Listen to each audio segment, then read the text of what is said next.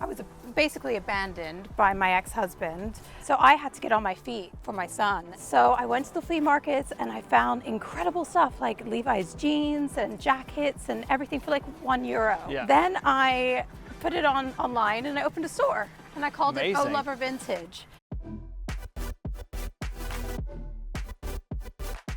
All great thoughts are conceived by walking.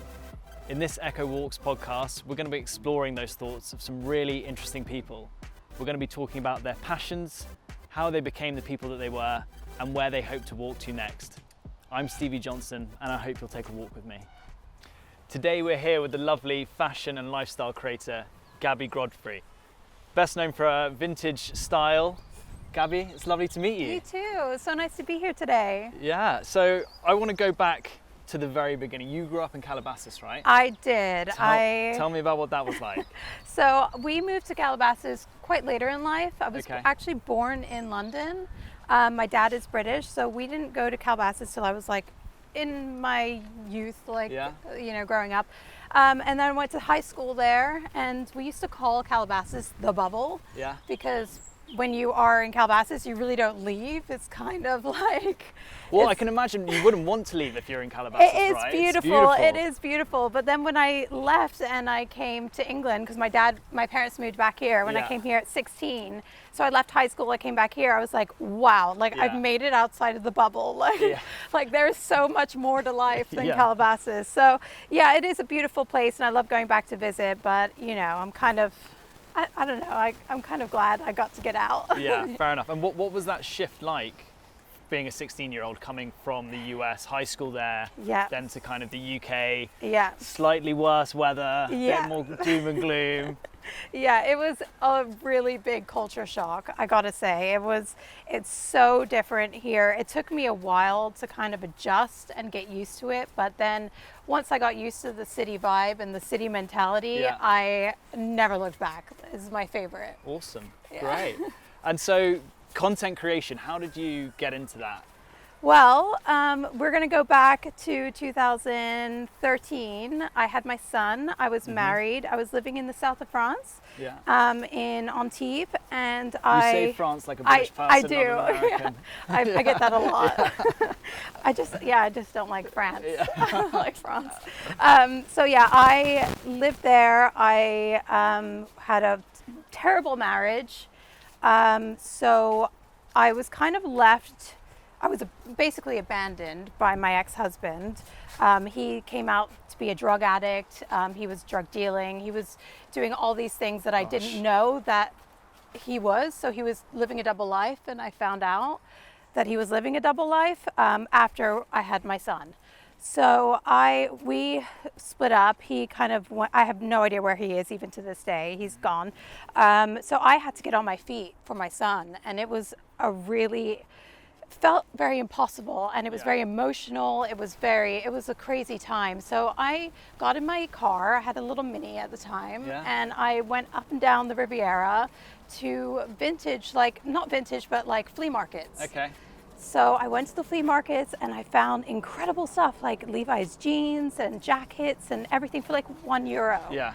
Just amazing stuff. So I started piling up all this stuff, and then I put it online and I opened a store and I called it Oh Amazing. Lover Vintage. Okay. So that ended up doing really well, and I gained about, 40,000 followers on Depop Yeah. at the time.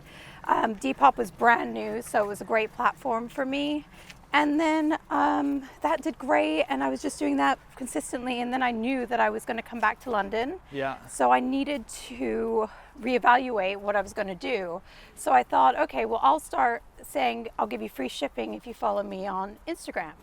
And then I updated my Instagram to be more fashion. I took off like my random pictures of my Yeah. son in diapers, you know, like, and made it more Yeah, fashion, more of a focus. more of a Yeah. focus, more of an understanding. And when I came to London, I was working as a waitress, Yeah. and then I was blogging on the side, and I was so happy to be back in London. Yeah. I got to say, I was very happy. And then I ended up getting signed to Premier Models. Okay. So that was how my journey started, and my amazing agent really just took me on, and I ended up going full time from there, and then growing from there. So it was basically, it was a journey. It was a journey. Yeah, it sounds like it. I mean, I've got to say, it's definitely one of the most unique and interesting stories or backstories to becoming kind of a content creator, an influencer, whatever you want to call it. The hustle was real. Yeah, and from real despair, obviously, as well, which I'm sorry to hear about, but it's an incredible journey. It definitely made me stronger, and it gave me a creative direction. I think when you go through times that are so hard and you don't see a way out, that's when you get creative. Yeah. And that's where your creative juices come, because you're in a desperate situation. Yeah, definitely. And then doors can open from there. So I think that, going through hard times is a really powerful thing if you allow it to be, and you just use that time for your growth. Yeah, if you can use it to influence you in that kind of positive way. But no, it's an incredible story, and I know you're remarried now. Yes. And your husband is also kind of starting to dabble slightly in content creation, He's isn't doing he? amazing. Yeah? I mean, he started a month ago. Okay. And he's just flying. Like, he is growing every day. He's doing amazing. Yeah. And I'm so proud that he actually took the step, because he was anti-social media for his whole life. Yeah. He's never even had a social media account. So when I told him to get on and do it, I think he was surprised that the community is so vibrant and real, and he loves it. Can we expect any collabs in the future? Yeah, definitely. I was on his feed recently, like helping him get dressed on one of his videos, and that was fun. So yeah, I think we will. I think we're just trying to find out what kind of couple content we'll do together instead of like the regular content. I think we want to try and, I don't know, just try something different, but we haven't gotten that light bulb moment yet. Okay. Now, obviously, what we've been discussing at the moment within social media has all been incredibly positive and so on. Now, there are the kind of darker sides as well. Yes. And with that can come things like, negative comments or, cyberbullying or whatever it might be. I mean, how has that affected you in any way, and how do you deal with it when it does come up? Well, it's funny because whenever I get like a video that's getting really bad comments, and I've had some bad ones, and it's usually body related for some reason. Yeah. But whenever I get those bad comments, those negative comments, I actually look at it like, yes, I'm going viral. Yeah. Because the people who follow me and know me, they're not going to leave me bad comments. So I know that it's reaching a new audience, and maybe people that aren't into my fashion or aren't into my makeup or style, and that's completely fine. But then I know that this video is reaching. Yeah. And so I'm like, yes, like the bad comments are coming in, like, like it's going. And that's what we all want. We want the video to reach, and especially with the algorithm right now, Yeah, exactly. I guess it's the old saying that, bad press is better. All press is good press or something like that. And I guess you're right. With the way the algorithms work on social media now, the more people are commenting, whether it's positive or negative, and the more that reach is going to kind of be the more out there. It reaches. So I look at it as a positive. I think, I'm not going to take on what everyone says. Everyone has their own opinions, and they should have their own opinions. So it really doesn't bother me. No, it doesn't bother me. Okay, good. And I mean, just touching on kind of your background again and the journey that you've been on, do you find, or what would you say to people that have been in similar difficult situations? Do people ever kind of reach out to you, who know your story, and I get support? So many. I think because I'm very vulnerable online, especially in my stories. They know that my son has autism. They know that what I've been through with my abusive my marriage. I have so many people that are really like reach out to me and like, oh wow, I've been in this kind of relationship and in this kind of marriage. How did you do it? How did you get on your feet? How did so I just tell them, do you have any support around you, like family around you that can help you? Because I know mine was very close. And kind of just let them know how I did it, and there's just been a kind of community around that, and like a lot of mothers saying, wow, my son has autism too, like I didn't know that was happening. So I just think it's really great being vulnerable online and letting the true story out there, so they know that we're not all like living this glamorous life. Like we've all worked hard to get to where we are, and we have struggles, and we have different things in our life that are very real. Yeah, definitely. And I think social media now is becoming more of an authentic medium, if you like. Gone are the days of the heavily filtered Yes. you know, images and all that. There obviously is still some of that, but I think people are People responding want more more to real online. Yeah, I agree. And again, you mentioned about kind of the positive impact of communities, and that's just seen so well online. And with something like, you know, with your son having autism and other people kind of reaching out to you for, you know, your opinions on things or all that added support. I mean, that's the beauty where it can be really, it really good. is. I think it's quite powerful as well, and people feel like they're not alone, and it makes me feel like I'm not alone when they reach out to me. I'm like, oh wow, like you understand, you know. So it is a great community, and it's something that I love doing. I really do love hearing the views of the people who follow me, and it's wonderful. Awesome. Okay, let's talk about ECCO now. Yes. When you first heard that you might be kind of working with the brand and on this particular campaign, what excited you about the partnership? I was super excited to work with ECCO. ECCO is Danish, and I lived in Stockholm for a while, so I was just like, love the European, I love the brand concept, it's sustainable. They're aiming towards like incredible sustainability in the future.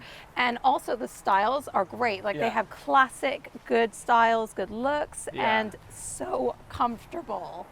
So I can vouch for that. I am in a pair myself. The leather is so soft and comfortable. So I'm all for ECCO. I think what they're doing is great, and Awesome. And so you've obviously, you know, doing some work with the brand now. Is there any kind of other exciting things in the pipeline for you in terms of content creation coming up? Well, I feel like I do want to step back a little bit from content, from what I'm doing currently. I feel like there is change on the horizon within my heart. Like, I don't know. Talk to me a bit about that. I don't really know how that's gonna come out, but I do feel like we're planning to grow our family. So I think a lot more home things I would like to bring in. And I just feel like there is change. Obviously we all grow, mature, and you know, try different things, and I feel like I want to try something else, but I just don't know what that looks like yet. I don't know what that looks like, but it's inside of me, but I don't know how it's going to come out yet. All right, so watch this space, basically. Yes. Brilliant. Well, before you get to the end of, you know, whether you are going to hang up the boots or not with content creation, you live in a beautiful area around here. Yeah, in it's so lovely. What are your favourite areas to create content? Is it here? Is it at home? It's actually at my parents' house. Okay. So I think that's where I want to reevaluate too, because I love my parents' street so much, and it's where I used to live. So if you were following me like a few years ago, I've always been on the same street, and I actually still keep that street. It's like a hidden secret street, and I keep that street still in my content, and I just love that street so much. So I think that's my favorite spot. In the new house, I'm yet to find my location. We've just moved into this house, and I'm still moving furniture around, so I'm just getting my bearings still, and I don't know the exact spot, but the area is gorgeous, and there really is so many different places to shoot. But I do want to shoot more at home, so we'll get there. We'll get there. But no, that's a really nice touch actually around the you know, the street that you kind of, where your parents are. It sounds like, just based on the kind of the conversation that we've been having now, that your parents are incredibly close to you and very supportive of everything. They really are. They've been so supportive through everything. When I first told them that this is what I was going to do or wanted to do, they were like, well, we will do anything, you know, to make that happen for you. So we ended up, when I moved back from France, I moved back with my parents, and we ended up getting a house together. So that's when I was working in the restaurant as a waitress. They were looking after Maddie. So they have been by my side, helping me to get to wherever I needed to get to. And been right there with Maddie, and they've been incredible. So I really couldn't have gotten to where I am now without my parents' help. Oh, that's amazing. I mean, I think that the older we get, the more, for me in particular, the more kind of special I feel having parents that oh my god, the parents are the best. I also love hanging out with my parents. I do. My mom is my best friend. Amazing. Okay, great. And then what I'd still love to kind of know a bit more, and we've touched on it to an extent, but like, What are you most passionate about? What drives you? Well, my drive has always been my son. Yeah. He's driven me. I could do anything because I know that my son relies on me, and so that is what gets me out of bed. He just gets my drive going. Yeah. Completely. So I'm passionate about my family. I'm passionate about, just. Yeah, I'm quite a passionate person, actually. Right. Like, I love fashion. I'm passionate about the clothes. I'm passionate about the makeup. I'm passionate about photography. So I'm just, everything that I do, I'm very passionate about, and I like to put my all into it. Yeah. I have a lot of drive. Yeah, that's good. I do. Just speaking about family as being a drive, I mean, I'm a first-time father of 10 Oh, weeks now. wow. And it's Congratulations. but it's a completely different ball game Yes. when you wake up in the morning. Yes. You know, You have to. Like, that the gives hours you in the drive. yeah, exactly. So are you sleeping? A little bit. A little bit. But again, you mentioned there around kind of some fashion and beauty stuff. Do you have a preference when you are creating content for the type of products that you might be using, or the type of audiences that you're going to speak to? Not really. So I wake up, my routine usually goes like, I wake up and I get ready and I go to my... So is this a day in the life of... Okay, yeah, right kind of. So I get up, and then obviously I make Maddie, if we're going to go day in the life, I make Maddie his food, I do all that. And then I will get in the shower and I'll put my makeup on, and then I kind of just feel the mood that I'm in at that time. Like, okay, like, I'm really enjoying putting my makeup on right now. Maybe we'll do a makeup video. Or like, I've got some new clothes and I really want to wear that, and maybe I'll do a fashion video. Yeah. So I kind of go with the inspiration on how I'm feeling in that morning and in that mood. And that's really the only way I can work. If I give myself structure, I end up breaking it anyway. Sure. So. And I think that comes back to a creative mindset, isn't it? You can't kind of shackle a creative to a routine or a structure. It's kind of how they're feeling at every how I'm time, feeling. And so I just kind of start it as like a normal routine, like get in the shower, do this, and then I'll just go from there and see what happens. And sometimes I just do one video, sometimes I do 6. Yeah. So it all depends. Okay. Awesome. Now, last question from me, and you did kind of touch on it slightly earlier when you were saying how you don't really know what the future holds, but you know there's change coming. I mean, do you have an idea about where you see yourself in the next 5-10 years? Never. I would have never seen myself here 5 years ago. I never, and I think that's the beauty of, just living day by day, because you just really, anything can happen in a year. I mean, look, I met Josh, and then 4 months later, or 6 months later, I got married. Was 4 it months later, 6 months from meeting? Love that. 4 months later, we were engaged. So, I never would have thought that year that I would have been married and living in the country. Yeah. So, I think anything can happen, and I don't like to put limits on myself or on my life. I'm open, and I just, I have no idea. I have no idea. That's cool. No, I love that. Now, you've obviously got a unique style. I feel like you're cooler than me when I walk next to you. No. But where did your love of vintage come from? I've always been into vintage. Since I can remember, I used to be obsessed with like Greece and like Greece 2 when I was like 9 years old. Okay, so I think it started there, kind of. I guess, but when I got older, and I've always experimented with fashion, I've always been into fashion. Even in high school, I was very much into fashion.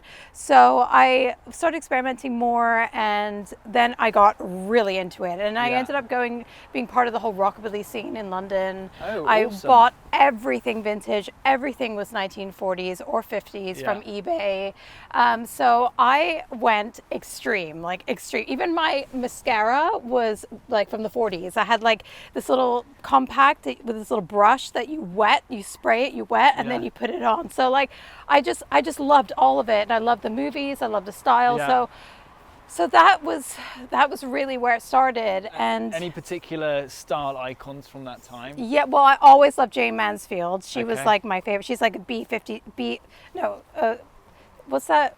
Not A-lister, but B-lister? Yeah, she was a B-lister actress it's in the Marilyn Monroe time. So she kind of looked like Marilyn Monroe, but she was not as popular.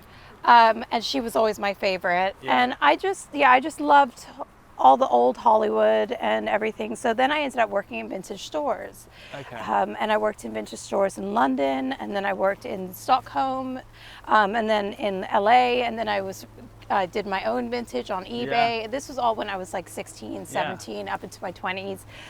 So I have just always surrounded myself with that environment. Yeah. And something you've had a passion for since you were since I was much very younger. young, Yeah. very, very young. So I just kind of, I let that expression go into my youth. And now that I'm, not a teenager anymore, I still love it. But I don't wear as much vintage as I used to anymore. Okay. I think because I just did that so hardcore for so long, it's quite nice having some newer pieces. Yeah, definitely. So I've kind of evolved. All right. And but with your more unique style, even today, wearing maybe less vintage, yes, you must be quite easily recognizable then on the street. If people that follow you, do they I see you out and about? No? I don't know. I mean, I get messages in my DMs like, "Oh, I saw you today in Starbucks," or "Oh, I saw you and your son."